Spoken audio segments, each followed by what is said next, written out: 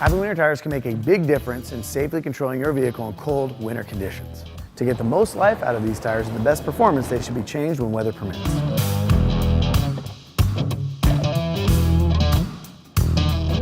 Generally speaking, when temperatures have consistently dropped below 45 degrees, it is time to install your winter tires. Before we install our winter tires, we should check with the State Department of Transportation to see if there are any regulations to install studded winter tires.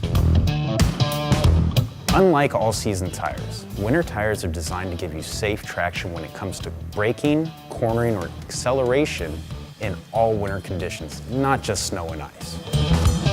Whether you have an all-wheel drive, front-wheel drive, or even rear-wheel drive vehicle, it's always best to install all 4 winter tires at the same time.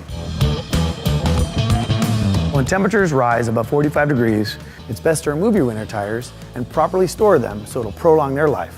Before you do anything, you want to brush and wipe them clean. You want to wrap them in an airtight bag, keep any load off of them and out of the elements, preferably in a cool, dry area, and they'll be ready for next winter.